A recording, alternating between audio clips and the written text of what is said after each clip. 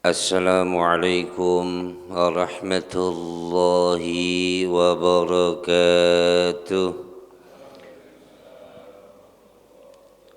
Bismillahi walhamdulillah wal khairu wa syarru bimasyiatillah. Wassalatu wassalamu ala rasulillah Sayyidina wa habibina wa syafi'ina wa maulana Muhammad ibni Abdillah. لا حول ولا قوة إلا بالله. أما بعد، وقال الله تعالى في كتابه الكريم: أعوذ بالله من الشيطان الرجيم وذكر فإن الذكرى تنفع المؤمنين. صدق الله العظيم. Alhamdulillah, puji syukur kehadirat Allah Subhanahu wa taala. Pada kesempatan pagi yang cerah ini, Allah takdirkan kita, Allah berikan kita kesempatan untuk duduk bersimpuh di rumah Allah ini dalam rangka li talabil ilm, dalam rangka menuntut ilmu. Salah satu jalan cara untuk memperbaiki ibadah kita, mudah-mudahan dengan kita menuntut ilmu, dengan duduknya kita di tempat ini, Allah jadikan duduk kita sebagai i'tikaf kepada Allah Subhanahu wa taala. Amin ya rabbal alamin. Kedua kalinya salawat dan salam tetap tercurah limpahkan kepada junjungan alam, makhluk yang paling mulia, yakni baginda Nabi Muhammad sallallahu alaihi wasallam, kepada para keluarganya, para sahabatnya, para pengikutnya, dan mudah-mudahan termasuk kita selaku umat beliau yang terus berupaya untuk mengikuti, meneladani, mencontoh perilaku-perilaku beliau dan berupaya semaksimal mungkin untuk menghidupkan sunnah-sunnah beliau. Mudah-mudahan di akhirat kelak kita diakui oleh Rasulullah sebagai umat beliau. Amin, Allahumma amin.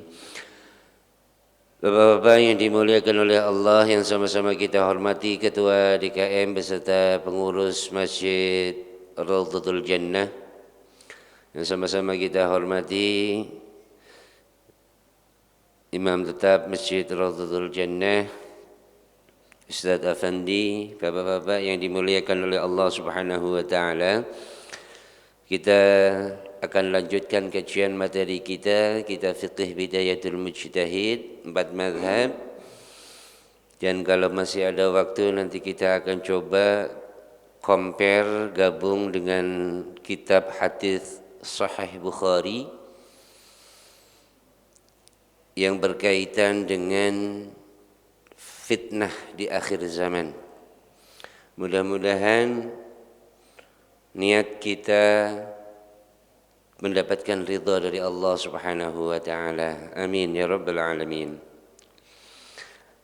Al-Fatihah khususan ila musannif hadzal kitab Syekh Imam Al-Qadhi Abil Walid.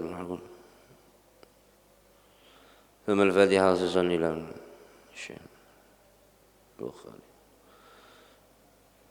جميع أساتذتنا وأساتذتنا خصوصا إلى كيجي دوام أنور كيجي أرواني قدس كيجي وجهي تردوسي نفعنا الله بعلومهم في الدين والدنيا والآخرة شيء لله لهم الفاتحة. أعوذ بالله من الشيطان الرجيم. بسم الله الرحمن الرحيم. الحمد لله رب العالمين الرحمن الرحيم مالك يوم الدين. إياك نعبد وإياك نستعين. اهدنا الصراط المستقيم صراط الذين أنعمت عليهم غير المغضوب عليهم ولا الضالين. آمين. Pada waktu yang lalu telah kita pelajari tentang sifat-sifat azan. Masih ingat Pak, ada berapa sifat azan? ada 4 jenis. Sifat azan ada 4 jenis atau 4 tipe. Tipe pertama adalah takbir yang pertama itu 2 kali. Allahu Akbar, Allahu Akbar. Karena Allahu Akbar 1, kemudian tambah Allahu Akbar lagi. Kemudian selanjutnya 2-2. Gitu ya. Nah, tipe yang kedua, takbir pertama 4. Allahu Akbar, Allahu Akbar. Allahu Akbar, Allahu Akbar. 4 kan? Nah, selanjutnya 2-2. Nah, kemudian tipe ketiga pun sama. Kemudian tipe keempat ini yang agak sedikit berbeda, yaitu takbir pertamanya 4. Kemudian dari mulai asyhadu alla ilaha illallah sampai hayya 'alal falah itu diulangi. Jadi 1 dulu kemudian diulangi lagi. Berikutnya sama. Kemudian kita lanjutkan bahwa kaitan dengan azan itu genep, qomat itu ganjil. Itu ada hadis dari Rasulullah Shallallahu Alaihi Wasallam. Di sini riwayatnya adalah muttafaqun alaih. Kalau muttafaqun alaih berarti antara Imam Bukhari dan Imam Muslim itu sama-sama mengeluarkan. Jadi kalau Bapak baca hadis, kemudian ada tulisan HR, hadis riwayat muttafaqun alaih, itu kesepakatan antara Imam Bukhari juga mengeluarkan, Imam Muslim juga mengeluarkan dalam kitab sahihnya. Ada satu hadis dari Rasulullah sallallahu alaihi wasallam, anna Bilalan, sesungguhnya sahabat Bilal umira diperintahkan oleh Nabi Muhammad sallallahu alaihi wasallam ayyashfa'al adzan, untuk menggenapkan azan, wa yutiral iqamah, dan untuk mengganjilkan qomat. Illa, kecuali qad qamatis shalah, lafaz qad qamatis shalah. Fa innahu yusanniha, lafaz qad qamatis shalah itu dibaca 2 kali. Nah, inilah dasar bahwa hadis tersebut menunjukkan kalau azan itu genap, jumlahnya genap, 2 kan genap. Nah, kemudian kalau qomat ganjil. Nah, perbedaannya ada yang 4 takbir dan 2 takbir, menganggap bahwa Allahu Akbar itu sudah 1. Allahu Akbar kan 2. Sudah genap kan? Nah, kemudian ini dianggap bahwa sudah 2. Nah, yang mengempatkan takbir 4 itu juga genap. Akan tetapi dianggapnya bahwa Allahu Akbar adalah 1 kali. Gitu ya. Nah, kemudian qomat, sehingga qomat itu ganjil, dikurangi Allahu Akbar, dihitungnya 1. Kan Allahu Akbar, asyhadu an la ilaha illallah, asyhadu anna Muhammadar Rasulullah, hayya 'alas shalah. Nah, kecuali kemudian hayya 'alal falah, baru ini diulangi 2 kali, qad qamatis shalah, qad qamatis shalah. Allahu Akbar, 1. La ilaha illallah. Nah, gitu ya. Jadi itulah perbedaan beberapa pandangan ulama tentang masalah adzan. Nah, pada saat qomat, ulama pun juga memberikan satu aturan. Pada saat kalimat apakah kita dianjurkan untuk berdiri ketika mau sholat? Kata para ulama, kita dianjurkan untuk berdiri pada saat qad qamatis shalah. Qad, teman-teman, qamat akan didirikan. As-salatu, salat. Maka pada saat Allah qad qamatis shalah, qad qamatis shalah, ini berdiri. Apa jawabannya qad qamatis shalah? Pada saat ada qamat qad qamatis shalah,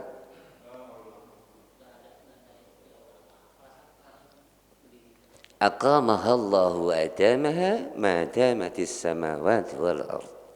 Sama persis seperti azan ketika Allahu Akbar, ya Allahu Akbar.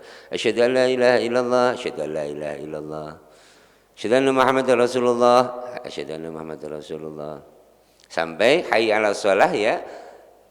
La haula wala quwwata illa billah. Hayya 'alal falah, la haula wala quwwata illa billahil aliyyil azim. Qad qamatis shalah, itu aqamahallahu wa atamaha ma damatis samawati wal ardh.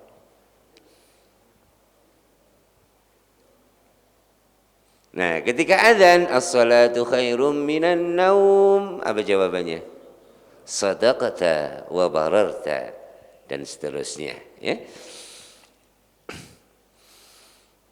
Jadi berdiri ketika mau sholat itu pada saat lafaz qad qamatis shalah, karena di situ perintahnya suruh diri, karena mau dilaksanakan sholat. Nah, kemudian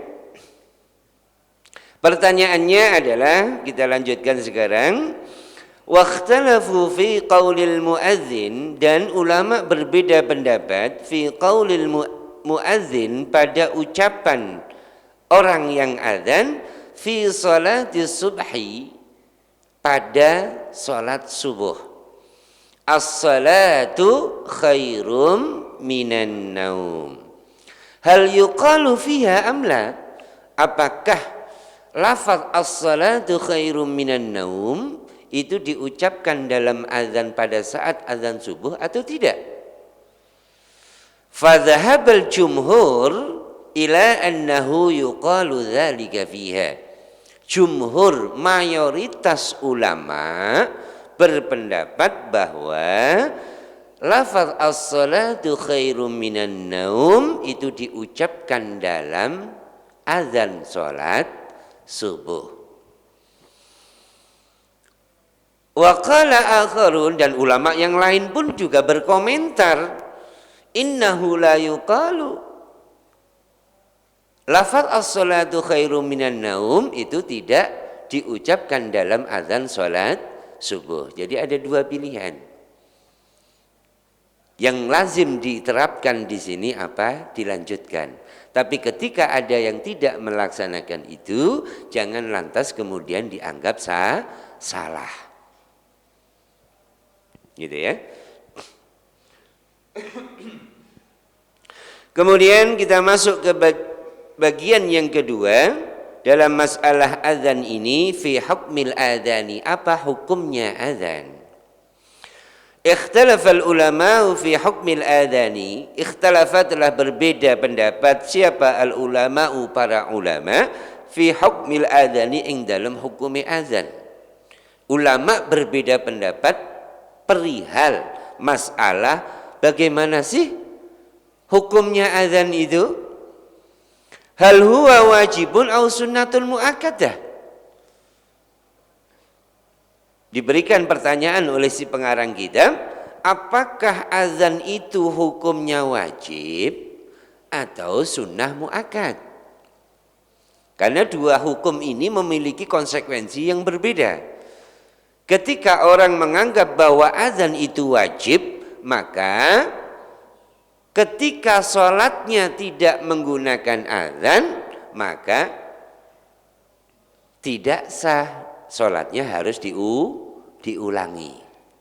Tapi kalau menganggap bahwa azan itu sunnah muakkad, hanya sunnah, maka enggak azan pun juga tidak masalah. Jadi pertanyaan ini bukan pertanyaan yang sepele, tapi punya efek samping yang sangat luar biasa. Wa in kana wajiban fahal huwa min furudil a'yan au min furudil kifayah? Ada ulama kemudian yang mempersoalkan kalau toh itu wajib hukumnya adzan. Lantas wajibnya itu fardunya itu fardu ain apa fardu kifayah? Nah, ini pun juga punya dampak yang berbeda. Kalau orang menganggap bahwa adzan itu adalah fardu ain, maka setiap orang yang mau adzan, baik dalam hal jamaah maupun sholat sendiri, hukumnya wajib. Ketika tidak melaksanakan adzan, berarti sholatnya tidak sah. Itu kalau fardunya fardu ain. Tapi kalau fardu kifayah, misalnya nih, sudah ada yang adzan masjid Nurul Huda atau masjid yang lain. Masjid RJ karena menganggap bahwa ini adalah fardu kifayah, nggak adzan juga nggak apa-apa. Udah aja langsung sholat. Kan begitu? Nah, ini punya hukum yang berbeda. Bagaimana? Qomat mah qomat. Nanti bahasannya. Nah, kemudian faqila, maka dikatakan an Malik dari Imam Malik, pendapatnya Imam Malik, innal adzana fardhun ala masajidil jamaat. Menurut pendapatnya Imam Malik, azan itu hukumnya wajib di masjid yang di tempat yang dipakai sholat jamaah. Kata Imam Malik. Nah, kita mazhabnya Imam Syafi'i. Tapi jangan coba-coba kagak azan bisa dikemplangin orang. Padahal menurut mazhabnya Imam Syafi'i, azan itu hukumnya sunnah. Cuman masjid RJ kalau kagak azan tiba-tiba qomat, dikemplang orang. Ini bagaimana sih RJ, kapan azannya tiba-tiba qomat? Gitu. Padahal itu adalah pendapatnya Imam Malik, yang wajib itu Imam Malik. Termasuk Imam Ahmad bin Hanbal, itu hukumnya wajib. Ya, kalau beliau mal fardu ain. Apa dasarnya? Dasarnya adalah Nabi pernah tuh kesiangan, padahal udah siang nih. Padahal udah kesiangan, kalau habis perang kecapean, kesiangan. Nah, beliau terbangun itu pada saat tersorot sinar matahari. Kemudian beliau bangun dan membangunkan Bilal agar mengumandangkan azan. Padahal sholatnya sholat subuh, udah telat tuh. Gitu. Nah, kemudian wakilah, dan dikatakan sunnatun muakkadatun. Ada ulama yang berpendapat bahwa azan hukumnya sunnah. Jadi kalau Imam Malik menyatakan azan hukumnya wajib bagi orang-orang yang mengikuti mazhabnya Imam Malik, maka kalau enggak azan, sholatnya harus diulang.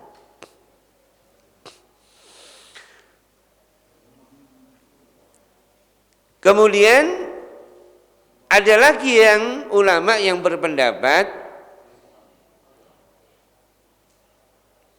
bagaimana kalau orang itu sholat sendiri? Hukumnya bagaimana? Menurut sebagian ulama bahwa kalau sholatnya sendirian, ya itu tidak, lebih bagus memang azan dulu. Tapi kalau enggak, dianjurkan untuk qomat. Bapak sholat sendiri nih di rumah, atau sholat sendiri di masjid karena kebetulan sudah ketinggalan jamaah. Bapak datang kucur langsung Allahu Akbar, asyhadu an la ilaha illallah, asyhadu anna Muhammadar Rasulullah, sampai Allahu Akbar, la ilaha illallah, baru Allahu Akbar. Gitu ya. Nah, kemudian menurut pendapatnya Imam Daud Az-Zahiri, Beliau berpendapat bahwa mazhab ini sudah mulai hilang karena tidak ada penerusnya, tidak ada dokumentasinya.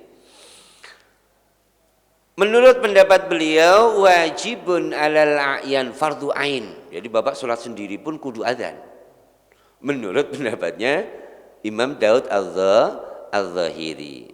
Apakah enggak ada dasarnya? Ada dasarnya. Wa qala ba'dhum, dan sebagian ulama yang lain berpendapat alal jama'ati kanat fi safarin au fi hadarin. Menurut pendapat ulama yang lain bahwa hukum azan adalah hanya sunnah,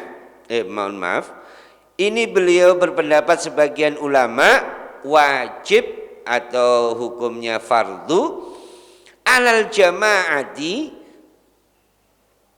salat yang berjamaah kanat fi safarin au fi hadarin, baik dalam kondisi bepergian atau dalam kondisi di tempat.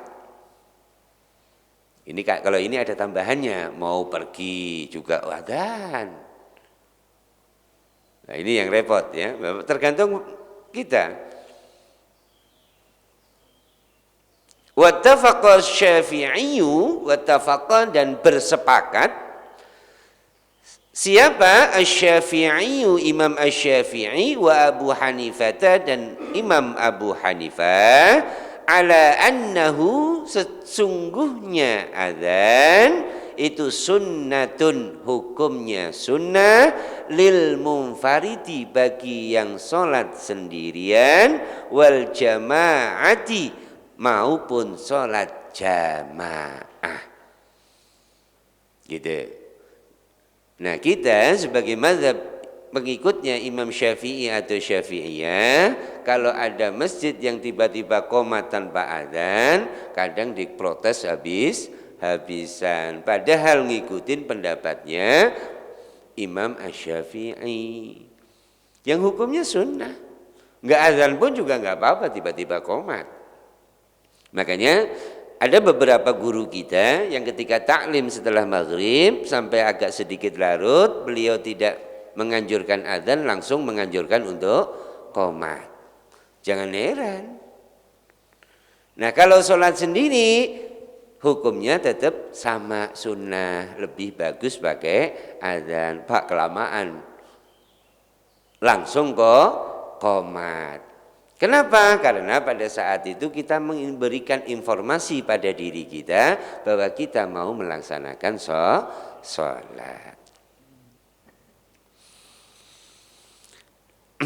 Nah, kemudian ada satu hadis dari Rasulullah Shallallahu Alaihi Wasallam. Hadisnya sama, Pak. Cuman kesimpulan ulama menjadi berbeda. Apa itu hadisnya? Baginda Nabi Muhammad sallallahu alaihi wasallam pada saat itu berpesan kepada Malik bin Huwairits dan kepada sahabat-sahabatnya yang akan melakukan perjalanan. Kata Nabi kepada Malik bin Huwairits, "Idza kuntuma fi safarin", apabila keadaan kalian berdua di dalam perjalanan, fa'adzana, maka azanlah salah satu di antara kalian berdua. Nah, kata-kata adzana, maka azanlah, dipahami oleh sebagian ulama karena itu kalimat perintah, maka perintah hukumnya wajib, kata sebagian ulama. Tapi menurut ulama yang lain dengan kajian usul fikih, bahwa tidak semua perintah itu wajib. Contoh begini, saya bertamu ke rumah Ustadz Apandi. Kemudian setelah saya masuk duduk, Ustadz Apandi ngeluarin tuh jeruk sama kopi. Kata Pak Ustadz Apandi, Pak Naim, silahkan dimakan. Atau ayo silakan diminum. Itu kan bentuk perintah. Nah, apakah perintah kata-kata Pak Ustadz Afandi itu wajib untuk saya? Tidak. Boleh milih mau saya makan, boleh. Mau saya minum dulu, boleh. Mau enggak dua-duanya, ngobrol dulu pun juga boleh. Nah, atau dibawain, bisa juga terjadi kan begitu.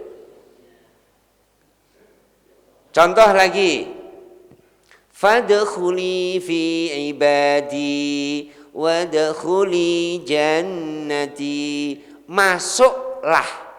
Nah, kata-kata masuklah perintah atau bukan? Perintah dari Allah kepada umat Islam pada saat nanti di akhirat, orang mukmin. Fadkhuli fi ibadi, masuklah kalian wahai hamba manusia ke dalam hamba-hambaku, dan masuklah kalian ke dalam surgaku. Bentuk perintah itu enggak wajib. Lil ikram, untuk penghormatan. Bapak ketemu Pak RT misalnya di depan rumah, Pak RT mampir, nyuruh mampir, tapi tujuannya itu menghormati karena posisi beliau sebagai RT, bukan perintah dan bukan wajib hukumnya. Gitu ya. Ada yang basa-basi juga. Jadi yang namanya perintah tidak tentu harus wajib, tapi kajian usul fikih ada memang yang berbentuk hukum, mengandung hukum wajib, mengandung hukum lil ikram, untuk memuliakan. Seperti tadi saya ketemu Pak Tisna, kemudian saya bilang ke Pak Tisna, Pak Tisna mampir. Kata-kata mampir itu kan nyuruh, tapi tidak berarti itu wajib, karena sebagai penghormatan orang yang lebih tua atau memiliki posisi tertentu. Jadi dalam memahami kata itu, ini yang kerap kali menjadi permasalahan. Apalagi orang mengambil hukum tidak ngerti usul fikih, nggak ngerti kaidah fikih. Ini akan menjadi repot. Dianggapnya bahwa yang namanya perintah ya harus, gitu ya. Wa aqima, dan komatlah salah satu di antara kalian berdua, wal ya ummakuma akbarukuma, dan jadilah imam salah satu di antara kalian, akbarukuma, yang paling besar di antara kalian berdua. Jadi kalau ibarat ada dua orang yang lagi perjalanan, kata Nabi, salah satu di antara dua orang ini suruh adzan, terus suruh qomat. Siapa yang menjadi imam? Kata Nabi, akbarukuma, yang paling besar di antara orang yang sedang melakukan perjalanan, atau yang paling tua. Misalnya ada rombongan 10 orang, maka di antara 10 orang ini kalau mau sholat, salah satu ada yang adzan, dan itu bentuknya perintah. Salah satu ada yang qomat. Dan siapa yang menjadi imam di antara 10 orang ini? Yang paling tua, yang paling besar di antara 10 orang itu. Nah, disinilah perbedaan ulama. Apanya sih yang paling besar? Kan teksnya Nabi cuman yang paling besar doang. Nah, yang paling besar apanya? Ditafsiri oleh para ulama berdasarkan hadisnya Nabi. Yang pertama, yang paling fasih, yang paling banyak menghafal Al-Qur'annya.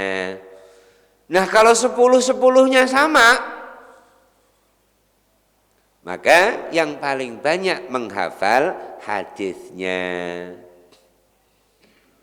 Nah 10 orang ini ngafal Qur'annya sama, hadisnya jumlahnya sama. Kemudian yang berikutnya adalah yang paling tua usianya. Nah di antara 10 orang ini hafal Qur'annya sama, hadisnya sama, umurnya enggak jauh beda. Maka siapa di antara 10 orang itu yang pertama kali nempatin daerah itu? Ini strategi yang diatur oleh Rasulullah dalam hal imam. Tataran syariatnya begitu.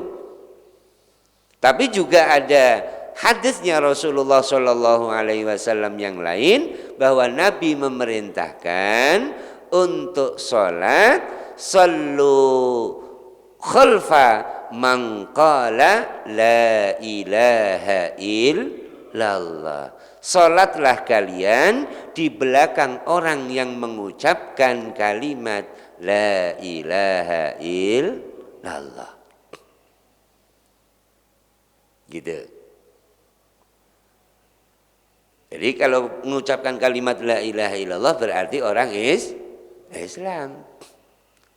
Kalau sebagian ulama misalnya Ustadz Afandi makmum ke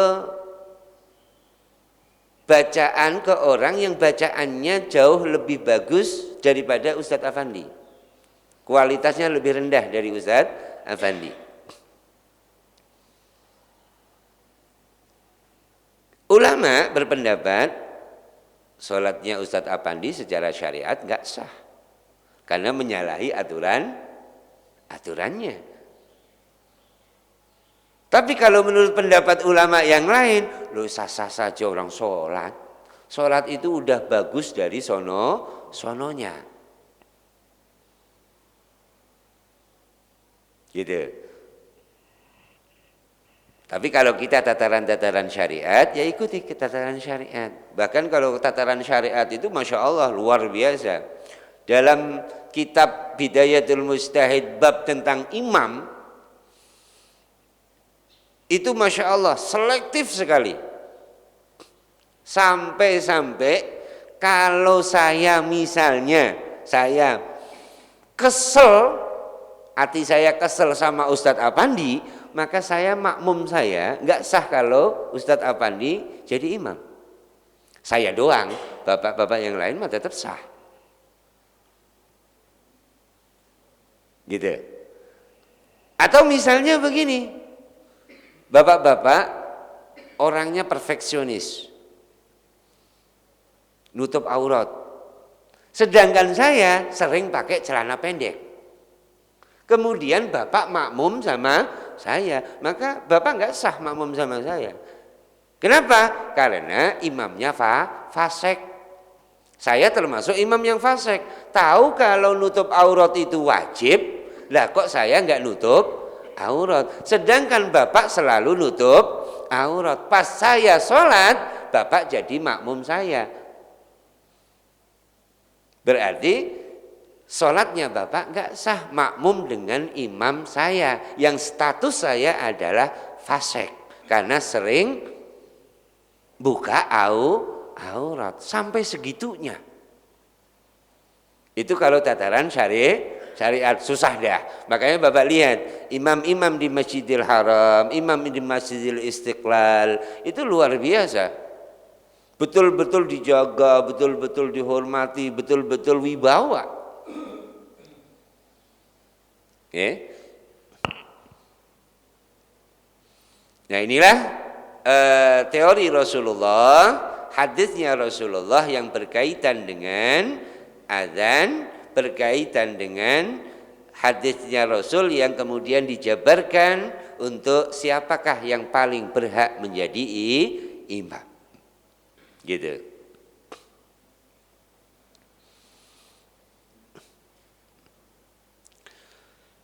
Nah itulah bapak-bapak sekilas tentang azan.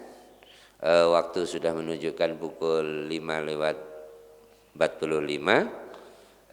Sedikit materi tentang ini kitab Sahih Bukhari.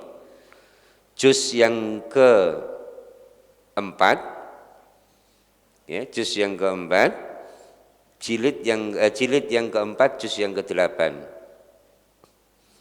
Kita akan coba pelajari satu hadis dari Rasulullah Shallallahu Alaihi Wasallam. Imam Bukhari memasukkan hadis ini ke dalam bab Kitabus Kitabatil murtaddin wal mu'anidin wa qitalihim wa ismi man asyraka billah wa uqubatihi fid dunya wal akhirah. Ada satu bab di dalam kitab ini yang beliau beri judul adalah Babu Qatlil Khawariji, bab memberantas orang-orang khawarij, wal mulhidina, dan orang-orang yang berengkel, ya, orang-orang yang menyimpang, ba'da iqamatil hujjati, setelah adanya petunjuk dari Rasulullah alaihim, kepada mereka, wa qaulillahi ta'ala, dan firman-Nya Allah Subhanahu wa taala, wa ma kana Allahu liyudilla qauman ba'da idh hadahum hatta yubayyina lahum ma yattaqun. Tidaklah Allah Subhanahu wa taala menyesatkan satu kaum, memberikan stempel sesat kepada satu kaum, ba'da idh hadahum, setelah Allah memberikan petunjuk kepada mereka, hatta yubayyina lahum ma yattaqun. Wa kana Ibnu Umar, dan beradalah siapa Ibnu Umar, Abdullah bin Umar, yara memandang siapa Ibnu Umar, hum kepada mereka, yaitu orang-orang Khawarij. Abdullah bin Umar, sahabat Abdullah bin Umar, memberikan pandangan atau berpendapat bahwa orang-orang Khawarij adalah syirara khalqillah, makhluk Allah yang paling jelek, ya, orang Khawarij. Ini pandangan sahabat Abdullah bin Umar, anaknya Umar bin Khattab. Waqala, dan berkata Abdullah bin Umar tentang ciri-ciri orang Khawarij. Khawarij ini sebuah pandangan, sebuah ideologi. Ideologinya ideologi Khawarij. Jangan disangka, jangan babak sangka orang Khawarij itu orang non-Islam. Bukan. Orang Khawarij adalah orang Islam yang terlalu khusyuk. Ini orang Khawarij. Ciri khas orang Khawarij menurut sahabat Abdullah bin Umar adalah innahum intalaqu ila ayatin nazalat fil kuffar. Orang-orang Khawarij itu punya ciri menempatkan ayat-ayat yang turun kepada orang kafir, faja'aluha 'alal mu'minin, akan tetapi mereka menempatkan ayat itu untuk orang Islam. Ciri khas orang Khawarij, ideologi Khawarij itu begitu. Begitu kerasnya dengan orang sesama Islam, tapi tidak keras dengan orang kafir. Sesama Islam dihantam, tapi orang kafir biarin. Sama-sama mengucapkan la ilaha illallah, tapi disesat-sesatkan, sedangkan orang kafir yang benar-benar sesat tidak dikomentari. Itu ciri orang Khawarij. Dan itu sudah ada sejak zaman Rasulullah Shallallahu Alaihi Wasallam. Padahal sama-sama membaca syahadat, sama-sama membaca tahlil, sama-sama sholat 5 waktu, Qur'annya sama, hanya berbeda pandangan, tapi yang lain mengatakan bahwa itu sesat. Tapi orang Yahudi, orang Konghucu yang benar-benar sesat menurut Islam tidak dikomentari. Ideologi Khawarij sekarang sudah mulai menjamur dengan berbagai macam aliran, berbagai macam organisasi yang berlabelkan Islam. Kata Ibnu Umar, ciri khas orang Khawarij adalah mencari ayat di mana ayat tersebut sebenarnya turun untuk orang kafir, tapi dijadikan dalil untuk menghantam orang Islam sendiri. Ya. Bahkan luar biasa dalam hadisnya Rasulullah Shallallahu Alaihi Wasallam di yang lain, ini kitab Sahih Bukhari ya, kitabnya Sahih Bukhari, boleh dicek. Ini kitab Sahih Bukhari, jilid yang keempat, juz yang ke-8. Kalau yang saya miliki cetakan Toha Putra Semarang, halaman 51. Halaman 51, Ibnu Umar memberikan kriteria ciri khas orang yang memiliki ideologi Khawarij atau paham Khawarij adalah menyalahkan umat Islam kenceng-kencengan, nyari dalil Quran hadis yang sebenarnya itu ditujukan untuk orang kafir, tapi dipakai menghantam orang Islam sendiri. Ini ciri khas orang Khawarij. Mereka pun juga sholat, bahkan sampai Nabi menjelaskan kalau sholat kita kalah dengan sholat mereka. Gitu. Bahkan dalam lanjutan hadis ini dari Umar bin Hafs, kemudian bin Ghiyath, haddatsana Abi, haddatsana A'mash, haddatsana Khaysyamah, haddatsana Suwaid bin Ghafalah, qala Ali, Sayyidina Ali karamallahu wajhah, radhiyallahu anhu, idza haddatsnakum an Rasulillah sallallahu alaihi wasallam, kata Sayyidina Ali, fa wallah, demi Allah, la an akhirra minas samai ahabbu ilayya min an akdziba alaihi. Kata Sayyidina Ali, aku lebih senang aku jatuh dari langit ketimbang aku harus berdusta kepada Rasulullah Shallallahu Alaihi Wasallam. Kata Sayyidina Ali, mendengar Rasulullah Shallallahu Alaihi Wasallam bersabda, sayakhruju qaumun, kata Nabi ini, sayakhruju qaumun, bakalan muncul satu golongan, satu kelompok, fi akhir zamani, di akhir zaman nanti.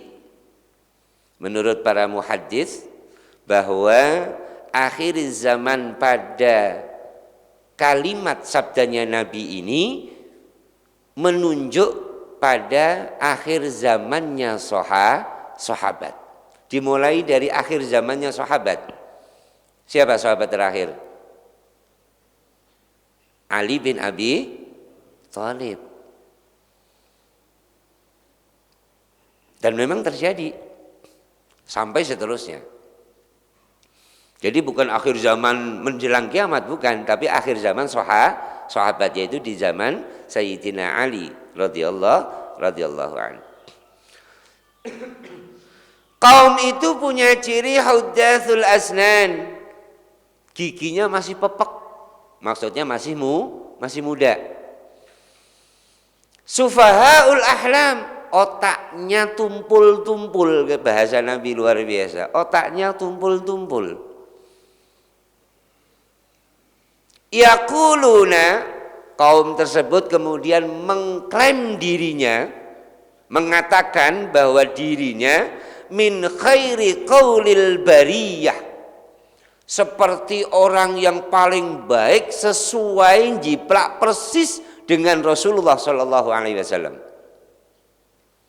Jadi kalau ada orang yang mengatakan bahwa saya orang yang ngikutin Rasulullah, paling ngikutin sunnah, itulah golongan Khawarij. Pokoknya yang merasa diri paling sunnah itu golongan Khawarij. Karena dalam riwayat ini hadisnya hadis sahih Bukhari. Kata ulama, ashahul kutub ba'da kitabillah adalah Sahih Bukhari dan Muslim. Mereka mengklaim dirinya orang yang paling dekat, paling persis dengan kehidupannya Rasulullah Shallallahu Alaihi Wasallam. Paling nyunah pokoknya. Akan tetapi la yujawizu imanuhum hanajirahum. Akan tetapi la yujawizu, tidak melewati apa imanuhum, imannya orang-orang yang berideologi Khawarij, hanajirahum, tidak sampai keimanannya itu ngelewatin tenggorokannya. Yamruquna minad din kama yamruqus sahmu minar ramiyah, kata Nabi. Mereka lepas dari Islam tidak sama, kama yamruqu, seperti lepasnya panah dari busur. Jadi keluar dari Islam itu sama seperti cepatnya seperti panah melesat dari busur.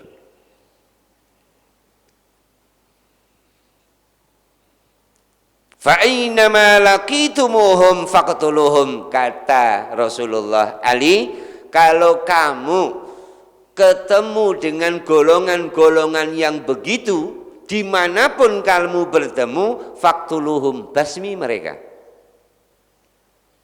Ini perintahnya Nabi kepada Sayyidina Ali. Oh, jangan kira orang Khawarij itu enggak main-main, Nabi aja disalahin. Bahkan dalam satu hadis di bawahnya nanti ada orang yang keriting rambutnya, kemudian matanya cekung begitu ya. Di sini digunakan sebuah istilah oleh Rasulullah.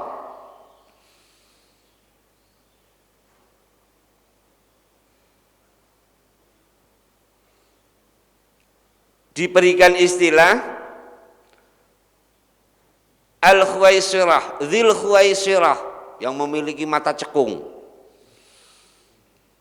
At-Tamimi faqala, kata orang ini, i'dil ya Rasulullah. Bayangkan Nabi Muhammad disuruh adil. Coba Muhammad, kalau bagi rampasan perang yang adil dong. Dijawab oleh Rasulullah, ya, dijawab oleh Rasulullah. Sampai Nabi dibilang begini, wailak, cilaka. Man ya'dil idza lam a'dil. Siapa yang mau adil kalau saya enggak adil, kata Nabi Muhammad sallallahu alaihi wasallam. Sahabat ini, orang ini diketahui oleh Sayyidina Umar. Apa kata Sayyidina Umar? Da'ni ya Rasulullah, kasih kesempatan aku untuk menghajar dia ya Rasulullah. Kata Nabi, jangan Umar. Ini ciri khas orang Khawarij. Ya. Jadi beberapa ciri orang Khawarij menurut Ibnu Umar, orang itu adalah golongan tersebut mengambil dalil Quran yang seharusnya dalil itu untuk orang kafir tapi dipakai dalilin orang Islam. Ciri khas yang kedua, menurut Sayyidina Ali dari pesannya Rasulullah, ada satu kaum nanti di akhir zaman itu akan ada orang-orang muda tapi otaknya bebel-bebel, otaknya goblok, bodoh, gitu ya.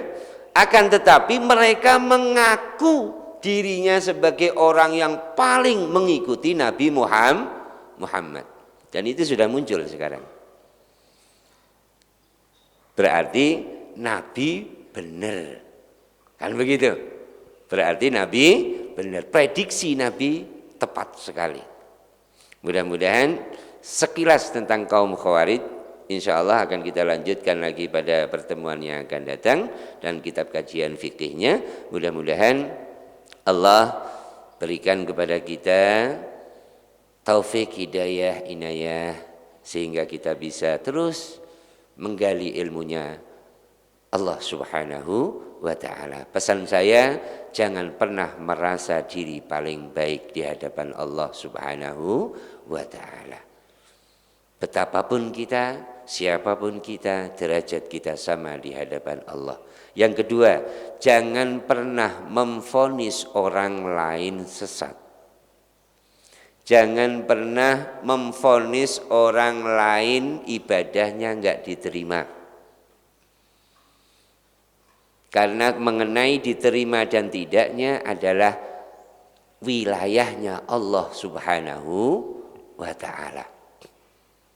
Jangan memasuki kamar wilayahnya Allah. Ya.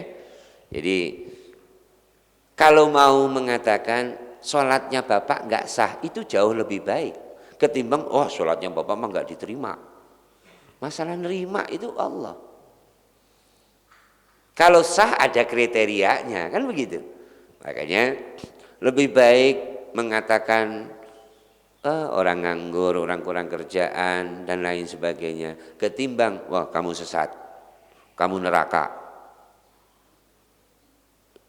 Yang punya neraka itu sampean apa Allah? Kan begitu. Nah, mudah-mudahan ini jadi satu pelajaran buat kita. Subhanakallahumma wa bihamdika asyhadu an la ilaha illa anta astaghfiruka wa atubu ilaik. Ila liqa. Assalamualaikum warahmatullahi wabarakatuh.